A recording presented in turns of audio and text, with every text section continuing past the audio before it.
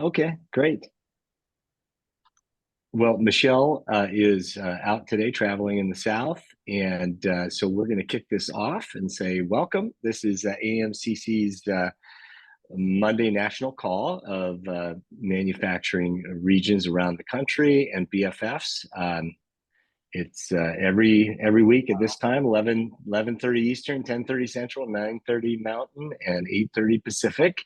I'm Matt Bogosian, and for those that are new, this is the AMCC in partnership with the Economic Development Administration, an open source national nonprofit platform where we bring stakeholders together to strengthen the American manufacturing sector and the American project in general. This is one of our weekly activities that happens. A second one, which we're going to talk a little bit more about today, is our AMCC update that has grown.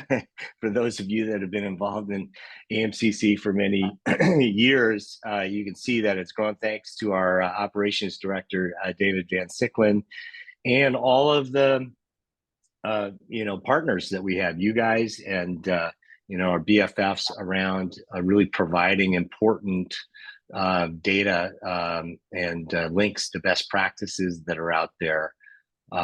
We talked a little bit last week about just the proliferation of these federal initiatives. Buckley in Wisconsin was just talking about their Tech Hub program. They got the designation there in Wisconsin, like many regions, 31 regions, I think, around the country. And that's just one of the many recent federal interventions that are focused on this kind of bottom-up effort. And it generates a lot of questions and a lot of earnest effort to try to create collective impacts. By folks getting out of their silo, working as systems leaders from the private sector, the nonprofit sector, and of course the public sector at not only the federal level, but also at the state and local level. So it's a big, exciting project. And one of the ideas that flowed out of last week was, why don't we continue the conversation, but get David here to build a spreadsheet that starts to list questions that maybe some of our BFFs can respond to in real time, or maybe David and I just follow up with our BFFs later and try to get responses to. So David, let me turn it to you. You can pull up the spreadsheet and tell them what they're looking at and what we can do. And then I'll start calling on people and say, well, what do you think, Brian in Alabama? What do you think about some of the regional initiatives coming at you? I mean, how are you navigating that? What questions do you have about them? That's the kind of thing.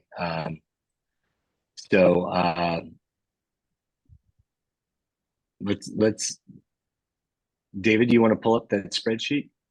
Yeah, Matt, and it's exactly as you said. What we're really hoping to do is carry on the conversation that we had last Monday and help, specifically Matt and I guide some of our outreach to the different federal agencies that have been engaging in these different, regional bottom-up initiatives of all different stripes, and sort of collecting all of the different questions that we have and everyone else on this call might have, so we can better find the right person to bring on a future Monday call or have your questions answered more directly. So this is, as you can see, a very simple spreadsheet that can help us do that. Everyone's welcome to jump onto this and post their questions now, later, anonymously, or with a name attached, and we can talk about it here. And then Matt and I can also, work on it after the call. Yeah, so you can see we peppered it with a couple of questions. David put one in there. We talked about, and we had it in the AMCC update, this MOU between the Economic Development Administration and the National Science Foundation to, I guess it's align the Tech Hub program, Buckley, you were talking about that, and the NSF Engines initiative, which is, you know, across the country. I can't remember the number of them, but it's a huge number of regional efforts focused on innovation. And so, you know, I don't know. Let's see. Let me see if I can, just as an example. Let's see. I don't see Nancy on. I was going to ask her to describe more about that MOU. Maybe Pete at EDA, do you know much more about that MOU and those two programs being aligned, what that means?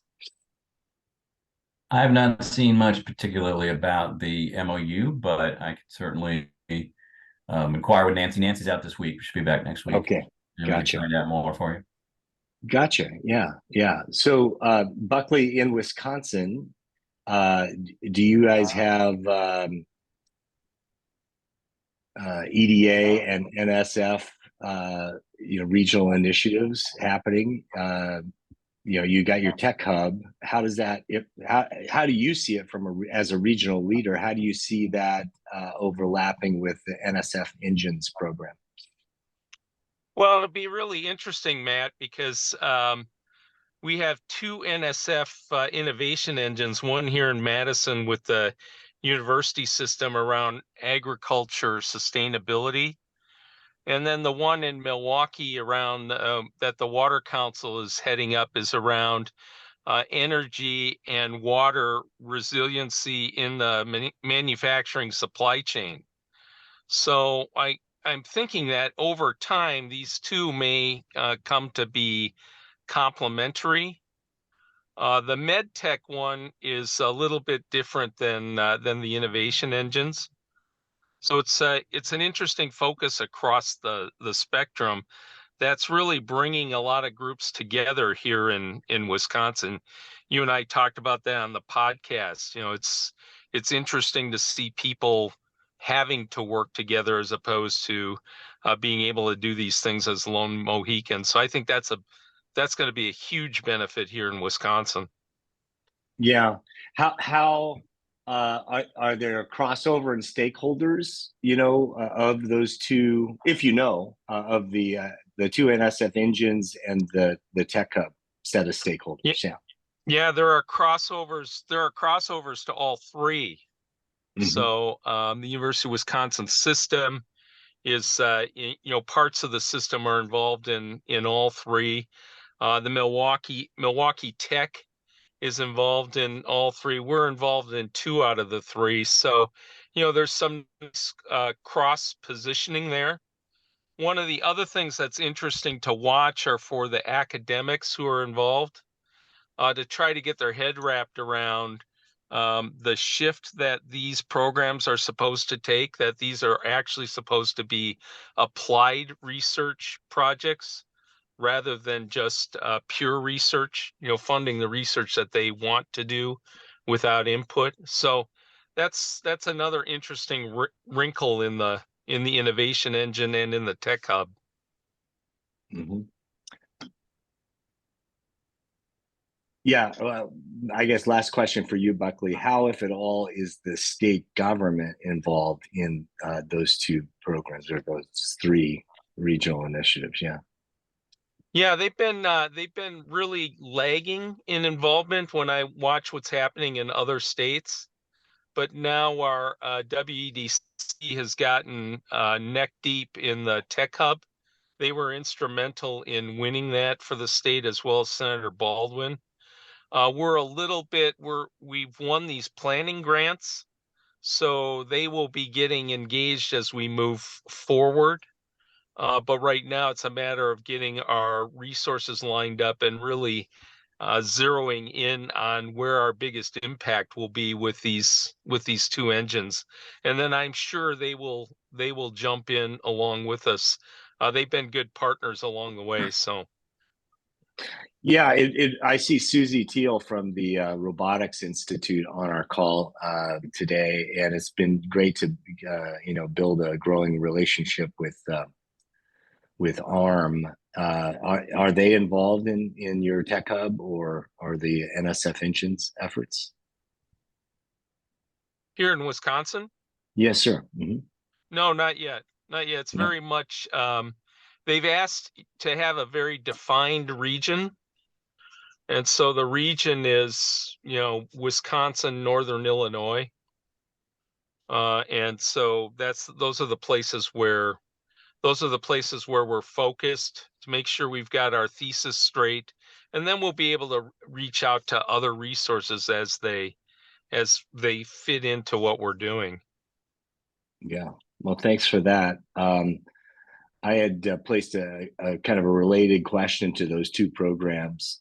If you recall, and maybe David could drop that into the chat again, but there's a map, a Build Back Better Regional Challenge and an NSF's Engines map, which is a useful cross-pollination, to kind of understand, help stakeholders in a region that are not fluent with one or another program to get connected to those other coalitions.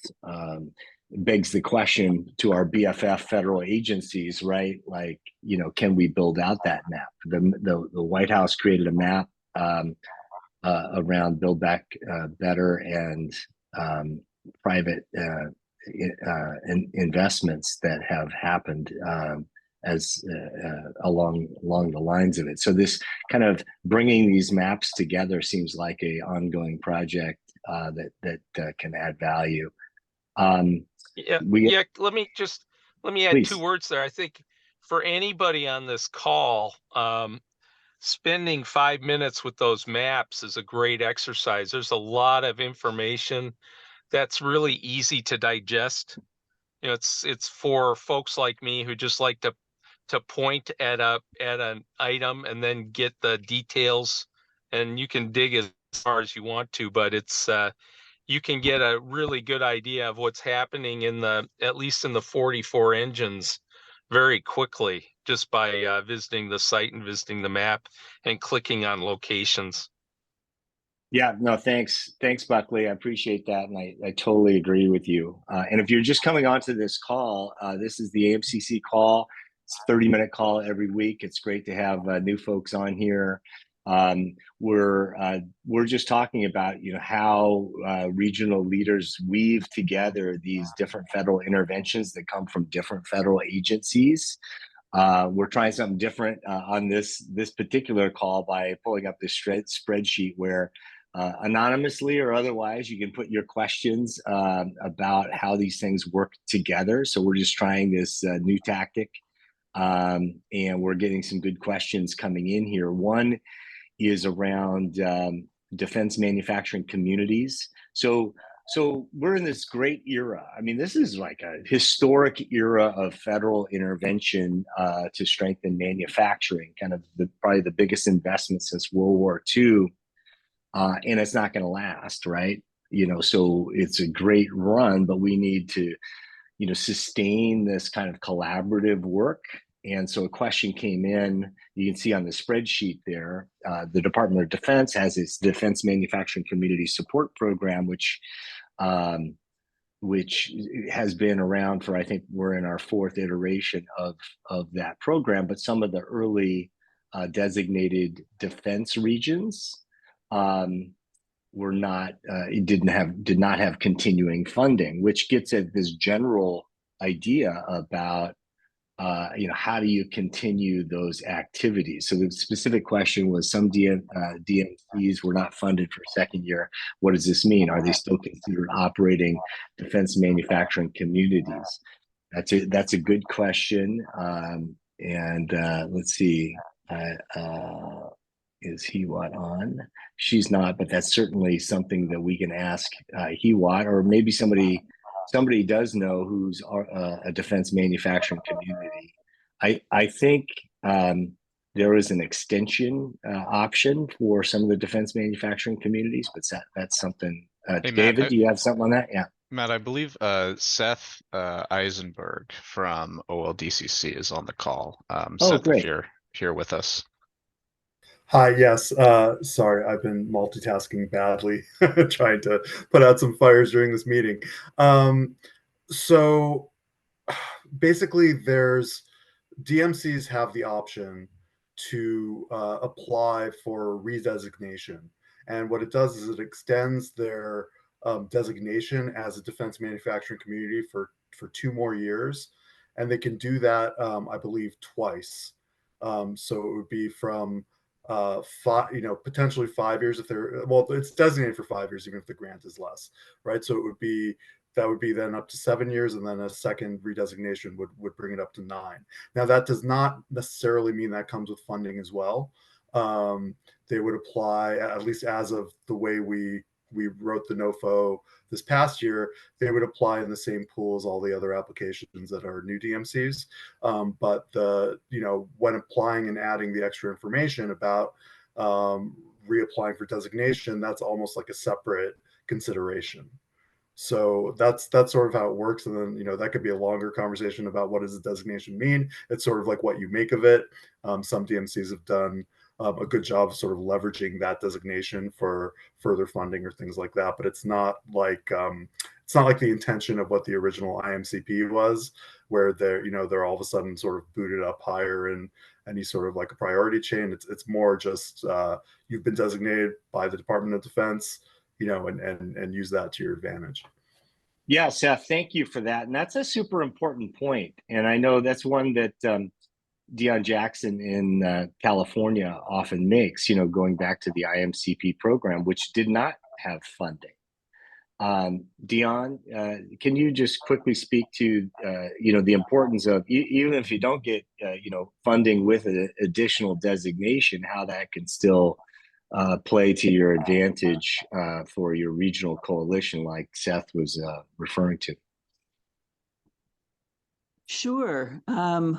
When I first started our coalition for the IMCP, what I talked to the folks around the table about was how what we were going to propose is what the region needed. And our job was to figure out how to align our current resources to accomplish these new ideas that we were coming up with, as well as use the money that we were going to receive to either kickstart projects or create new resources that we could then rely on for years to come.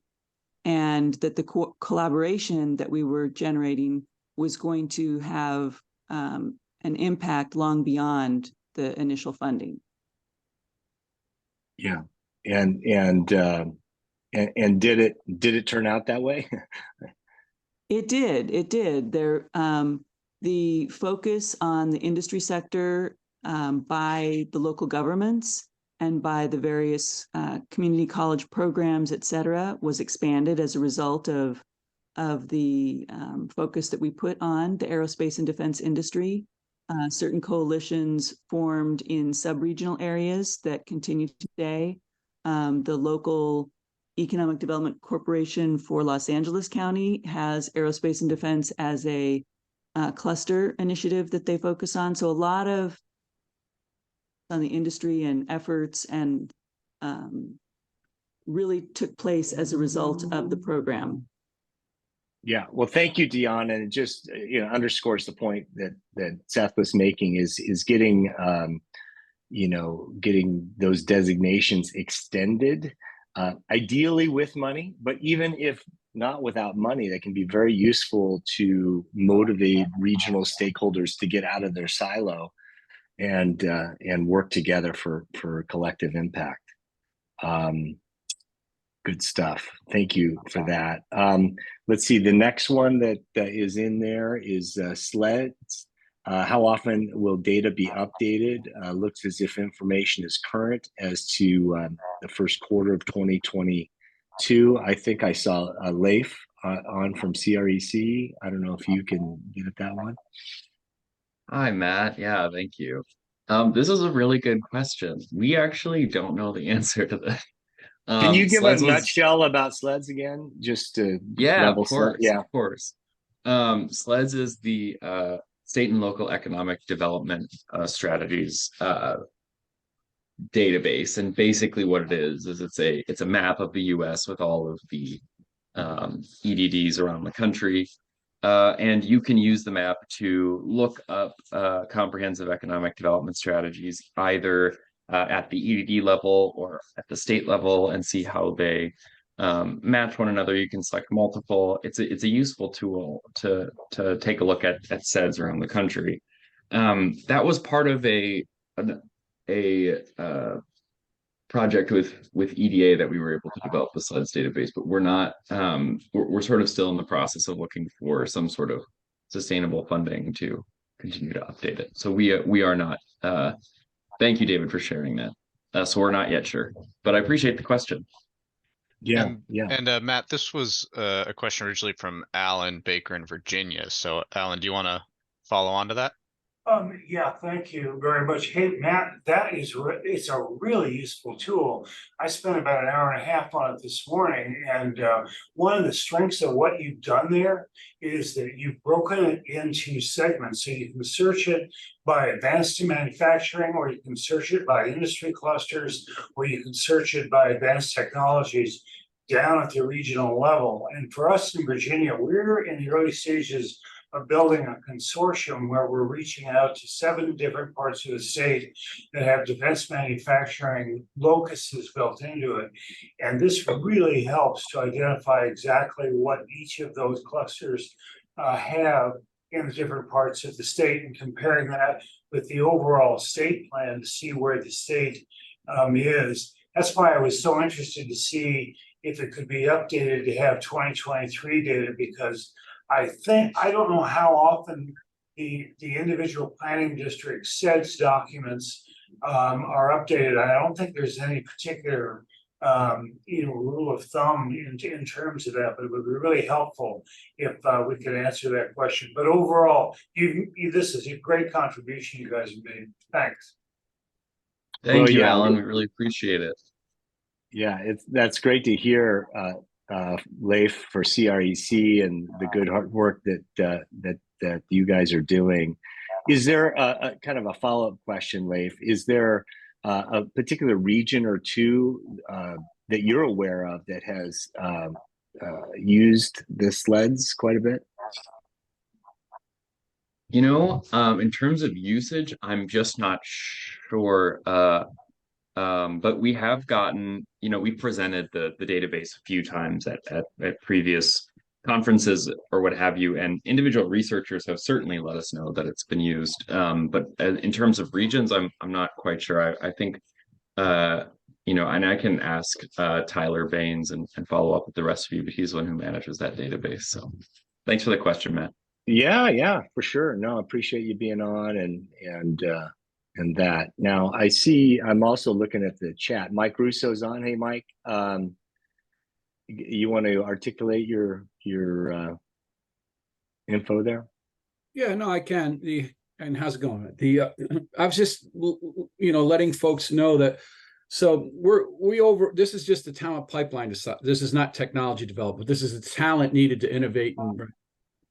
So we are executing a national strategy to develop a pipeline for those strategic tech-based industries and advanced manufacturing. So it's a very integrated national approach, but everything that's been developed over the past decade with government funding is expected, to be used by regions. It's there for regions to use, and entities that are submitting proposals, et cetera. So we're supporting proposals across the piece. It doesn't require anybody to write a check. It's already funded. And the funding agencies expect to see that, they're aware of it, expect to see it. So I just I don't want to spend a lot of time on it, but as related to just talent pipeline development, we have a very comprehensive strategy and infrastructure that's available. Again, we're a 501c3. We're not looking for funding from anybody, but it's only to support this in what is a national approach to support regional proposals and efforts. So you mentioned fragmentation. That's kind of our enemy right now. Everybody's shooting in different directions. So just making people aware that there's something available for them, and we can talk about it more. And of course, Matt, you're more aware of it than others. Yeah, no, I appreciate that, Mike. It's always good to have you on here. I see we have a few minutes left. I see Don Uford from NIST, and if for those of you that don't know Don, he is one of the key contributors to our national 4-year plan to strengthen advanced manufacturing, that national advanced manufacturing strategy. Hi, Don. How are we doing as a nation? Yeah, thank you very much, Matt. Appreciate that. I'll say that previously you gave us an opportunity to share a little bit the Advanced Manufacturing National Strategy, and a number of your teams have utilized that and have responded to it via some of the proposals that we've talked about in here, whether it's gone out as part of a proposal for NSF Innovation Engine, or whether it's gone out with some of the EDA proposals or some of the DOE proposals. I think it's really helped to have that strategy out in front of this team, and then give an opportunity for the teams to utilize that going forward. I think as part of that, we've seen some great proposals out there and some great action in both technology development and supply chain development, along with education workforce development. I was just down last week at South Tech in Greenville, and it's a great manufacturing conference. A lot of good discussion there with the SESME partners and Simani and a few of the other advanced manufacturing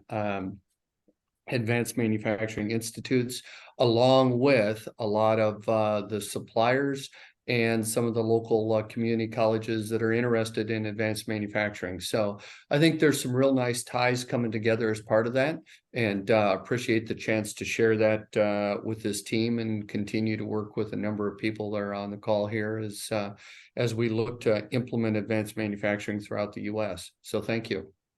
Yeah, no, thank you, Don. Thanks for your leadership and teamwork. And if you haven't really, skimmed through that national strategy, I put the link in the chat. Please check it out. We put it at the bottom of every one of our AMCC updates too. And, we have to have a target. We talk about sustainable development. Well, manufacturing is the cornerstone of sustainable development in the United States. And we need to always keep, one eye focused on the target, right? As we do all the good hard work from whatever silo we happen to be operating on. So the great thing about this group, folks are not intimidated by the scope of the challenge. If you're new to this, welcome. We're all in it together and trying to add value to one another. So appreciate it. We have a couple of minutes left. Wanted to see if there is anything that anybody wants to share for the good of the order, kind of the 30 minutes of action-packed activities on these AMCC calls, but want to give people a chance to do a shout out of some good news or some events coming out or anything like that.